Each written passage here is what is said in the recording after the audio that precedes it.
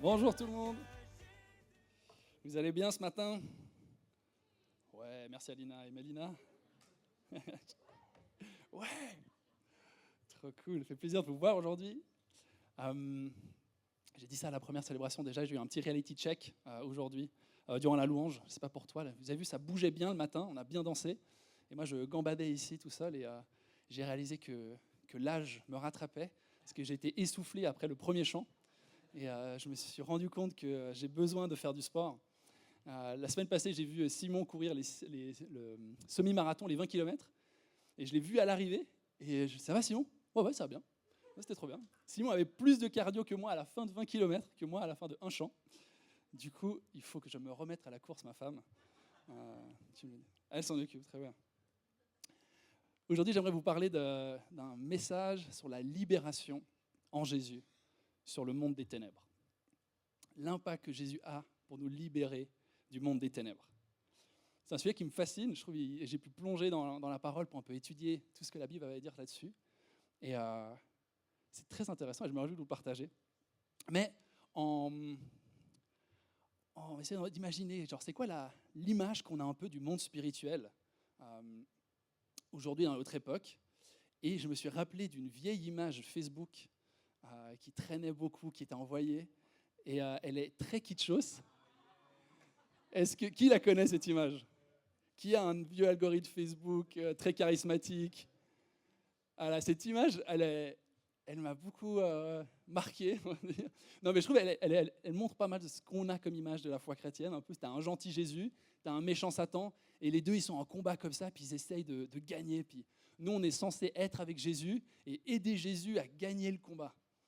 Ça, c'est un peu l'idée qu'on pourrait se faire. Et cette idée, elle est fausse.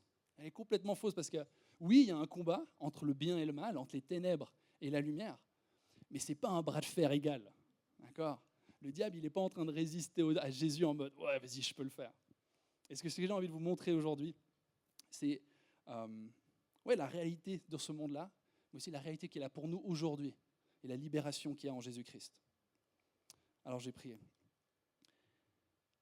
Seigneur Jésus, merci pour cette occasion qu'on a de se rassembler en tant qu'Église et de lire ta parole. Seigneur, tu dis que vous connaîtrez la vérité et la vérité vous rendra libre. Et je prie ça, Seigneur, pour chaque personne qui est là dans cette salle, qu'on puisse repartir, Seigneur, libéré des ténèbres. Seigneur, que chaque personne qui expérimente, Seigneur, d'une manière ou d'une autre, des ténèbres, une oppression, qu'on puisse en être délivré, Seigneur. Toute anxiété, toute peur, viens nous changer, Seigneur. Je te remets chaque personne, je te remets moi aussi. Viens nous impacter, Seigneur, en ton puissant nom. Amen. Amen. Alors plongeons dans la parole de Dieu. Est-ce que vous savez combien de fois, ça m'a surpris, le diable il est mentionné dans la Bible comme un caractère, un acteur dans une histoire? Est-ce que vous savez combien de fois il apparaît dans la Bible? J'ai besoin de votre intervention publique. C'est une vraie question. Ouais. Je ne suis pas juste en train de faire dorer le suspense. Qui a une idée? Tentez quelque chose. 20? Beaucoup moins. Combien? Un peu plus qu'une fois. Allez, bon, 2 fois. 3, 4, on était prêts. Le diable, il apparaît que 2 fois de manière qu'un personnage dans la Bible. Le premier, c'est le Jardin d'Éden. Et le deuxième, vous l'avez? C'est Job. C'est les 2 seules fois où dans l'Ancien Testament, le diable, il apparaît. Et pourtant, dans l'Ancien Testament. Dans le Nouveau Testament, on va le revoir. C'est vrai que j'ai dit la Bible, je voulais dire l'Ancien Testament. Alors je m'excuse, c'est ma faute. Alors vous aviez peut-être raison. Un peu plus. Après, il n'apparaît pas tant que ça dans le Nouveau non plus. Mais oui, il n'apparaît pas beaucoup. Et du coup, on en fait un gros truc. Mais qu'est-ce que la Bible dit vraiment sur le monde spirituel? Alors dans la Genèse, on voit, ça commence où le ciel et la terre sont reliés à un endroit. Dans le Jardin d'Éden, le jardin où il y a Adam et Ève qui sont placés, la Bible elle dit que c'est comme une superposition entre ces 2 réalités, le ciel et la terre. Et là, il y a l'humain qui est en communion avec Dieu, il y a des êtres spirituels et il y a les animaux. Mais ce qui va se passer dans ce jardin, c'est qu'il va y avoir 2 rébellions. Il y en a 2. Il y a celle d'Adam et Ève, qui sont tentés, qui mangent le fruit, qui veulent être Dieu à la place de Dieu et qui choisissent de faire par eux-mêmes. Mais l'autre, c'est celle du diable. Le diable se rebelle aussi. Et même c'est lui qui va tenter Adam et Ève. C'est le serpent. Et il vient et il leur dit, mais si vous faites ça, si vous mangez, vous allez être Dieu. en fait, il les prend avec lui dans sa propre rébellion. Et du coup, la conséquence, c'est que Dieu il les chasse, les deux du jardin, l'humanité et le diable. Il va d'abord maudire le serpent, il va dire, tu vas ramper sur terre toute ta vie, et l'humanité, ça va être dur aussi pour vous maintenant, sans moi. Du coup, ça, c'est un peu le contexte. On ne sait pas qui c'est, ce diable, le Satan. D'ailleurs, diable ou Satan, c'est le même mot, c'est l'adversaire. Ce n'est pas un nom, c'est un titre. On sait qu'il est créé, il n'est pas l'égal de Dieu, d'accord ? C'est une créature qui s'est rebellée. Et là, une fois qu'on sort du jardin, ça dégringole assez vite pour l'humanité. Il y a des guerres, il y a des meurtres fratricides, ça s'aggrave de plus en plus. Et on arrive dans un chapitre qui est particulier, c'est le chapitre 5, qui va dire un truc un peu bizarre. Je ne sais pas si vous avez déjà entendu. Vous savez ce que c'est les Néphilim ? C'est des créatures bizarres. En fait, un verset qui dit il y a des êtres célestes qui ont vu des femmes, qu'ils ont trouvées belles, et ils ont couché avec ces femmes, et ça a fait des géants. Pas plus de détails sur l'explication de ce passage, d'accord ? On ne sait pas trop ce que c'est. Mais ce qu'on est en train de voir, c'est qu'en fait, il y a un lien entre le spirituel et le naturel. Ces géants, comme il dit, c'était les héros de l'Antiquité. Et du coup, ceux qui écoutaient ce livre à l'époque, ils savaient de qui il parlait. C'était ces hommes puissants à la tête d'empire, ces hommes qui se prennent pour des dieux. Eux, en fait, il y a un rapport au spirituel. Ce n'est pas juste un royaume terrestre. En fait, il y a un rapport spirituel derrière. Derrière, il y a le diable qui continue d'influencer l'humanité dans sa rébellion. Vous voyez, du coup, c'est ça le lien qu'on est en train de faire. La Bible, elle ne parle pas beaucoup plus par la suite du rapport entre le spirituel et le terrestre. Il met juste un peu il explique juste le début, et après il laisse le truc se dérouler tout seul. Derrière les entités, les royaumes des hommes, il y a une entité spirituelle souvent qui influence. Comme le diable a tenté Adam dans le jardin, il continue d'attirer l'humain à lui dans le mal. Et on va voir différents types un peu. Tu as ceux qui sont à soif de pouvoir, et l'humain qui cherche plus en plus de pouvoir. Derrière, il y a une entité spirituelle qui l'attire. Viens chercher plus de pouvoir. Derrière la richesse, l'avidité, et une entité qui vient, qui attire l'humanité dans ses vices. Et du coup, on voit un peu deux enjeux par rapport aux ténèbres dans la Bible. Le premier, c'est le cœur de l'homme, qui n'est pas droit, qui se laisse être dirigé par des choses qui ne sont pas dans le plan de Dieu. Mais l'autre, c'est aussi l'ennemi, c'est le diable, c'est les ténèbres, qui dans leur rébellion essayent de détruire ce que Dieu il aime. Et vont attirer l'humanité à eux. Du coup, ce qu'on voit, c'est qu'il y a une certaine manifestation du monde spirituel dans la vie de tous les jours, dans les royaumes, dans ce qui se passe. Il y a une incarnation du mal dans nos comportements. En fait, ce que l'humain fait, ce n'est pas anodin. Nos comportements, ce n'est pas juste moi, j'ai décidé de faire quelque chose. La Bible nous dit, des fois, il y a nous, il y a notre cœur, mais aussi des fois, il y a une inclinaison, il y a un esprit qui vient et qui nous tente et qui nous pousse. Alors, ce n'est pas toujours une petite voix qui vient nous parler. Des fois, c'est plus global, c'est plus une atmosphère un peu. Mais ça, c'est un peu ce que la Bible, elle dit. À partir de là, elle ne va plus trop parler des principautés, des démons, du diable. Elle va des fois le mentionner. Ce que la Bible va parler par la suite, c'est vraiment le cœur de l'homme. Et elle va essayer de montrer des figures, différentes figures. On dit, lui, cette figure-là, cet homme-là, cet humain, il va être un représentant du royaume de Dieu. Il va être un homme de lumière qui va amener le royaume de Dieu, qui ne va pas construire le royaume des ténèbres. Et personnage après personnage dans la Bible, on voit qu'en fait, ils échouent. Pourquoi ? Parce qu'en fait, ces hommes, ils sont corruptibles. Et on voit les uns après les autres qui chutent. On voit Moïse, on se dit, purée, Moïse, franchement, il a séparé la mer en deux. C'est lui qui a proclamé la loi. Il est allé, il voit Dieu régulièrement sur sa montagne, dans sa tente. Lui, sûrement que ça va être lui qui va détruire les ténèbres, enfin, qui va mettre fin au mal sur cette terre. En fait, non, parce que lui-même aussi, quand il se met en colère à un moment, il laisse place à cette émotion, il pêche. Et en fait, ce n'est pas lui. On a un autre personnage, peut-être David. On se dit, purée, David, c'est le roi David, c'est l'homme selon le cœur de Dieu. Lui, forcément, lui va amener un royaume de lumière. Lui va être celui qui tient ferme face au mal.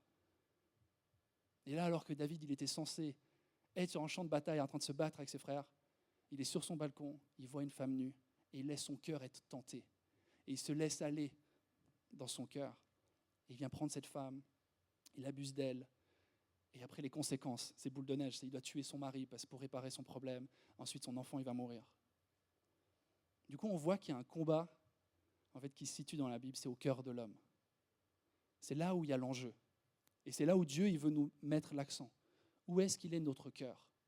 Est-ce qu'on se laisse être attiré par les mondes des ténèbres ou est-ce qu'on se laisse attirer par le royaume de lumière, celui de Jésus-Christ, enfin celui de Dieu et par la suite Jésus?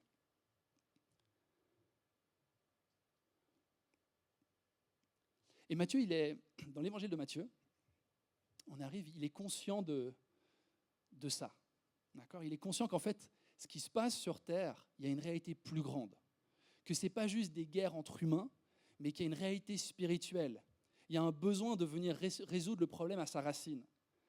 Et il y a deux racines, je vous l'ai dit, c'est le cœur de l'homme qui doit être traité, et c'est le monde spirituel qui doit être vaincu. Alors Matthieu, il essaie de construire un peu le personnage de Jésus, il essaie de nous montrer qui il est vraiment. Et il va nous montrer à travers des parallèles avec des gens de l'Ancien Testament. Il va nous montrer dans la généalogie, Jésus, c'est le descendant d'Abraham, de David, il est de cette grande lignée. C'est le climax de l'Ancien Testament. Lui, enfin, c'est celui qui va venir et être incorruptible. Il nous montre, il fait des liens avec Moïse, que Jésus, c'est celui qui a traversé les eaux du baptême, il est allé dans le désert. Comme le peuple, il a traversé l'eau de la mer et ils sont allés dans le désert. Jésus, c'est Josué, celui qui amène en terre promise. Jésus, Yeshua, c'est le même nom. On voit tous ces parallèles et Matthieu essaie de nous faire comprendre quelque chose. Il est venu le moment où il y a une personne qui va être capable de résister aux ténèbres. Une personne va être capable de résister au mal et de les vaincre.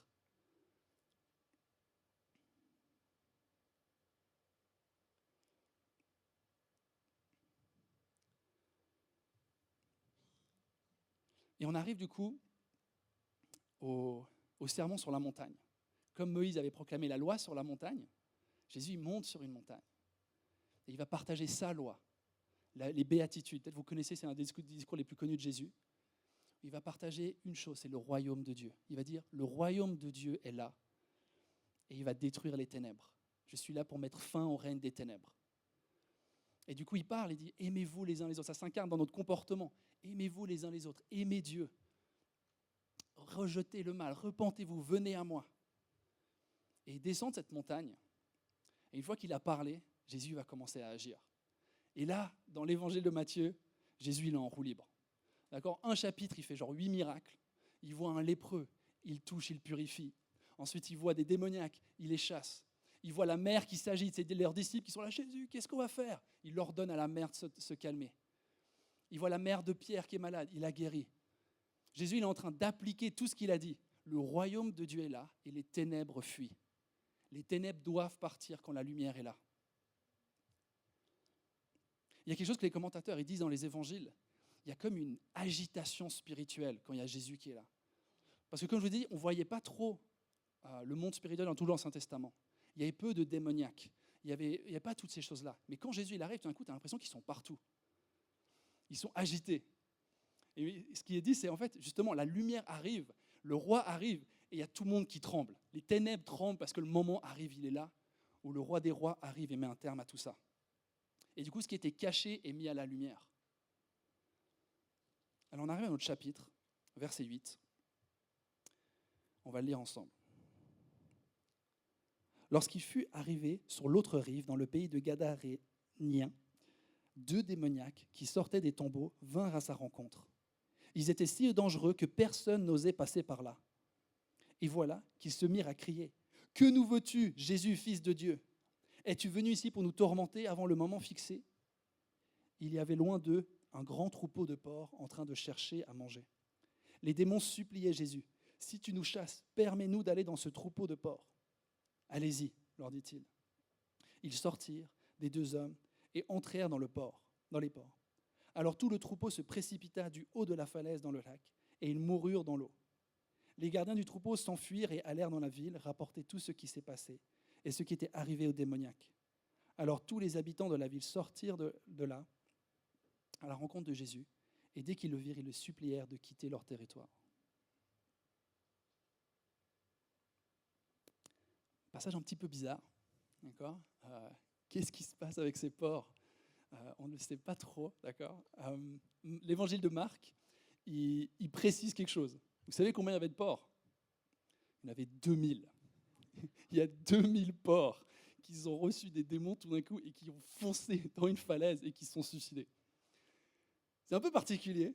Et honnêtement, je lisais plusieurs commentaires et il n'y en a pas grand monde qui comprend exactement ce qui se passe.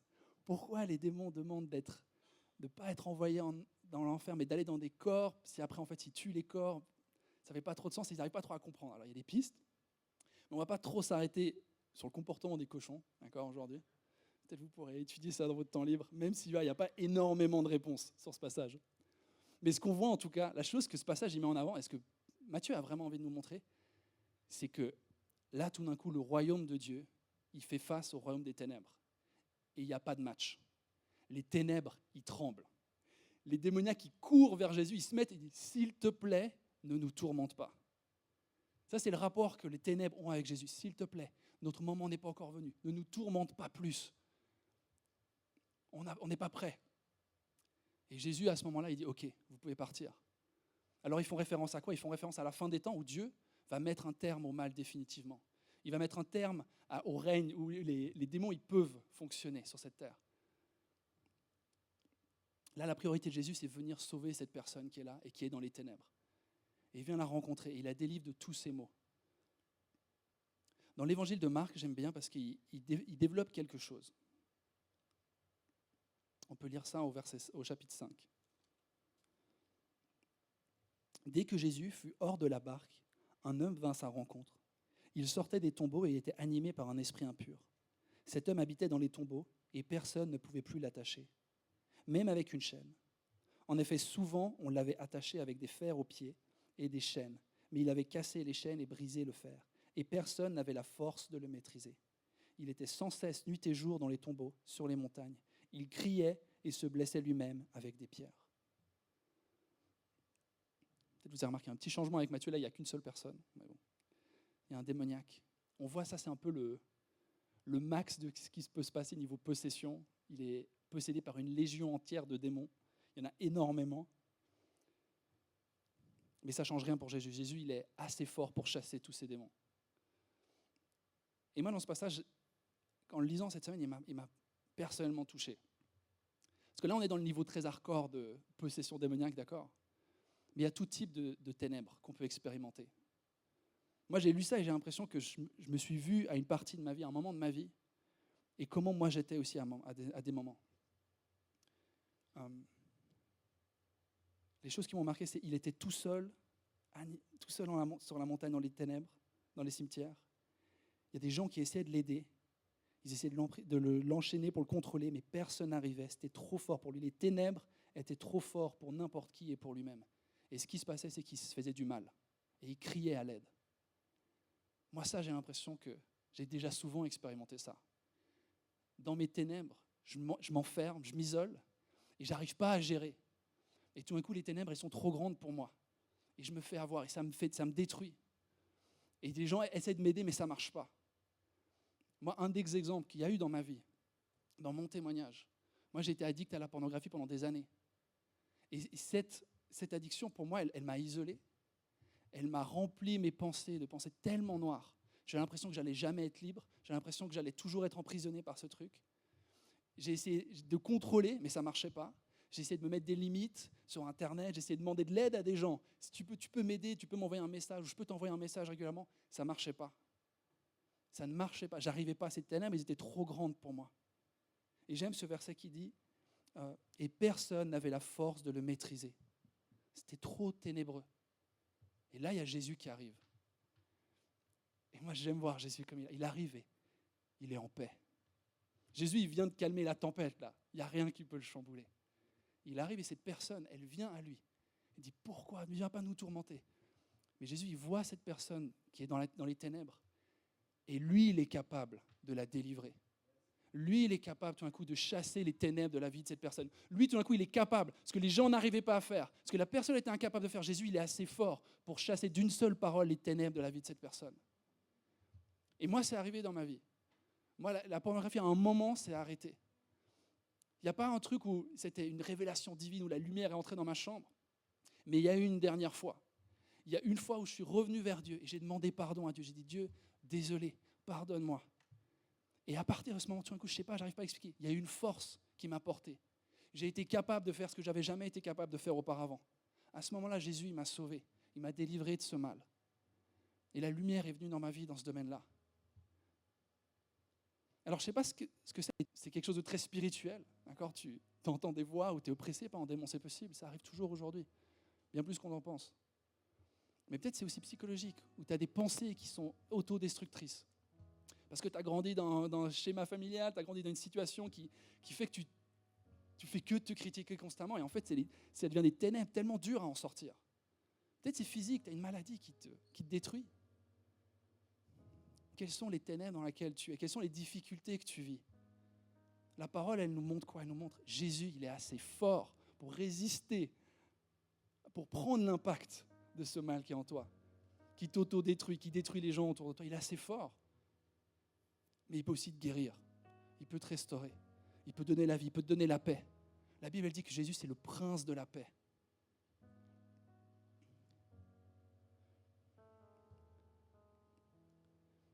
Et il se passe quelque chose avec ces ténèbres souvent, quand on est dedans. Moi, une des fois où, après avoir regardé de la pornographie, j'avais essayé de fonctionner, faire ce que je devais faire. Et il y a eu un moment qui a été assez fort pour moi, c'est que tout d'un coup, j'ai eu l'impression qu'un démon me parlait. Et il me disait, toute ta vie, tu seras mon esclave.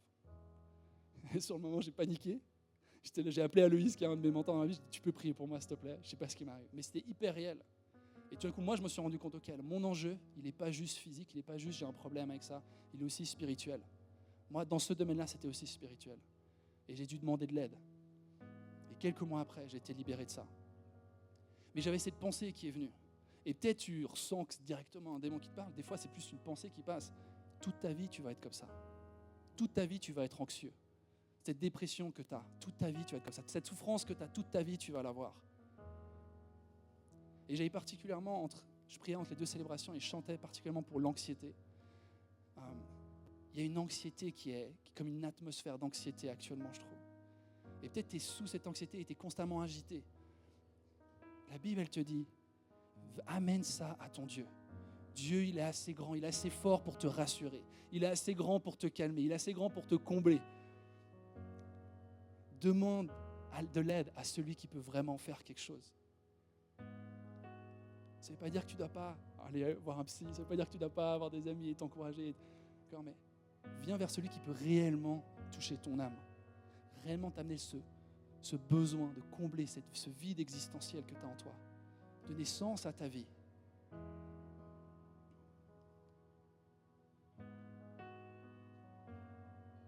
Jean-Baptiste, en demandant à Jésus, est-ce que c'est vraiment toi le Messie ? Jésus, qu'est-ce qu'il lui a répondu ? Il dit, est-ce que je ne délivre pas les captifs ? Est-ce que les malades ne sont pas avec sa royauté à travers des miracles ? Il veut toucher ta vie. Il veut te libérer. En Exode, il dit, j'ai entendu les cris de mon peuple et je n'étais pas indifférent. Je suis venu sur terre. Jésus, il s'est incarné sur cette terre pour nous rejoindre. Il nous a rejoints dans notre faiblesse, dans nos ténèbres, dans nos difficultés, dans nos péchés. Il dit, il n'y a plus rien qui vous sépare de moi. Plus rien. Et peut-être pour toi, c'est aussi un péché redondant qui recommence, qui continue. Moi, ce qui me fascine avec Jésus, c'est que les pécheurs, ils étaient attirés par lui. Jésus, il attirait les pécheurs à lui. C'était pas moralisant, c'était pas tu te sens mal quand tu es autour de Jésus. Au contraire, tu te sens tellement bien, tu te sens libre, tu te sens enfin aimé, tu te sens vu. Jésus, il a cette capacité de voir les gens pour qui ils étaient vraiment. Il dit, je t'aime mon enfant, viens et ne pêche plus. J'ai une autre proposition pour toi. Le diable, il a plein de propositions pour nous. Viens, fais ça. Mange ce truc rapide. Consomme ce truc rapidement. Prends ce pouvoir facile. Sois égocentrique. Mais ce que ça amène, c'est que l'autodestruction. Le diable, il ne veut que nous détruire. Mais Dieu, il nous propose autre chose. Il nous propose un autre chemin. Mon enfant, suis-moi. Viens vers moi. Je vais t'aimer et je vais te donner la vie en abondance. Alors ce matin, si tu veux la vie en abondance, elle est possible, elle est disponible. Elle est à portée de main. Et on aimerait prier pour toi. On aimerait amener cette lumière dans ta vie. Et une manière que toi, tu peux faire, c'est parler ce qui se passe en toi pour toi, mettre la lumière aussi. Pas laisser dans les ténèbres les choses que tu as fait, les choses qui t'oppressent, les choses qui sont difficiles. Ne les laisse pas dans les ténèbres. Peut-être pour toi, tu es dans une autre saison de vie et tu es là. Dieu m'a libéré. J'ai été victorieux par Jésus-Christ de ces ténèbres. Et la parole de Dieu, elle te donne un commandement, une invitation incroyable. Elle dit, je vous ai donné vous aussi la capacité d'écraser la tête du serpent à présent. Allez dans toutes les nations et proclamer ce message de libération. Allez déclarer cette joie qu'on chantait avant. Allez dire que Dieu libère, que le prince de paix est venu et il veut nous rencontrer. Dieu veut te rencontrer. Allez porter ce message, qu'il n'y a pas trop d'anxiété, que Dieu peut répondre à l'anxiété de notre société. Que quand tu as tes collègues qui sont tourmentés, qui sont anxieux, on peut leur proposer une paix qui dépasse toute compréhension. Celle de notre Dieu qui nous aime, qui s'est donné par amour pour nous. Alors ce matin, si tu as besoin de prière, va la chercher, s'il te plaît. Prends quelqu'un de confiance à côté de toi. Il y a les qui prient, il y a Adrien, Ruben, Monica, Mabi, moi. Si tu as besoin de prière, va demander. Et sinon, demande à Dieu. Dieu, viens me oindre, viens me remplir d'une passion, viens me remplir d'un courage pour que cette liberté, je puisse la partager aux gens autour de moi. Et pour que tu puisses voir aussi ce monde pour ce qu'il est vraiment. Qu'il y a une tension entre le cœur de l'homme et un monde spirituel. Et quand la prochaine fois que tu as ton chef, ton collègue, ton prof qui t'énerve, une personne qui est insupportable dans ta vie, Paul dit, on ne lutte pas contre la chair et le sang. C'est pas ça notre ennemi, c'est des principautés, c'est des esprits. Il y a quelque chose de spirituel qui se passe derrière ce monde physique. Et nous, en tant que disciples de Jésus, on est appelés à voir ça, à être matures et dire, ok, il y a un enjeu, je vais prier contre ce qui se passe. Je ne sais pas ce qui se passe dans la vie de cette personne. Je ne sais pas pourquoi elle fait ce qu'elle fait. Je ne sais pas pourquoi elle m'insulte. Je ne sais pas pourquoi elle est dure avec moi. Moi, je vais l'aimer et je vais prier pour elle. Je vais dire que tout ce qui oppresse cette personne, tout ce qui encourage cette personne à continuer de faire ce qu'elle fait, je prie dans le nom puissant de Jésus qu'elle soit libérée de ça. Ça, c'est l'appel du chrétien. On est appelé à être cette lumière qui ne brille pas que pour nous, mais qui brille pour ceux qui nous persécutent, qui brille pour ceux qui nous détestent ou ceux qui vont mal.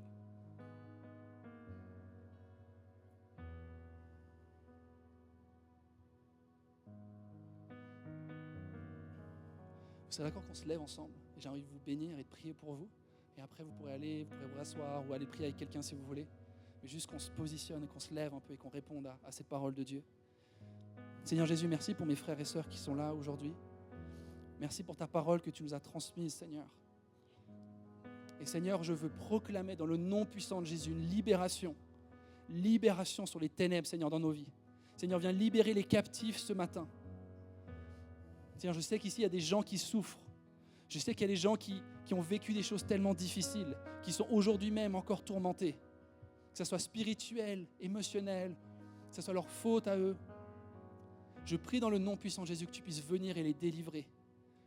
Parce que tu es assez fort pour tous nous délivrer ici, Seigneur. Ce que tu as fait, tu as vaincu la mort, tu as vaincu le monde. Tu as été incorruptible, Seigneur. Et tu t'es donné par amour pour nous, pour qu'on puisse recevoir ce que toi, tu as gagné. La vie éternelle, l'accès au Père. Alors Seigneur Jésus, je prie que tous ici, on puisse avoir accès au Père ce matin. Qu'on puisse venir, Seigneur, sans honte. Parce qu'on sait que tu nous accueilles les bras grands ouverts. Et te déposer, Seigneur, ce qui est trop dur pour nous. Te déposer ce que personne n'arrive à contrôler. Et on dit, viens Jésus, répondre à ma prière.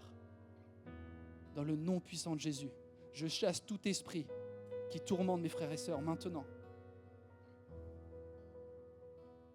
Je prie pour la libération. Et Père, je prie aussi que tu puisses venir consoler les cœurs qui souffrent.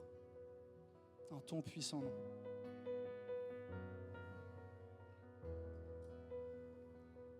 Saint-Esprit, viens maintenant. La parole dit, là où est l'Esprit, là est la liberté.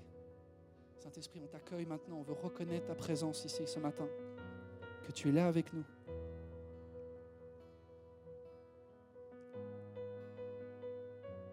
Viens, Esprit de Dieu. Viens rencontrer tes enfants qui font appel à toi. Et viens amener l'espoir et l'espérance, Seigneur.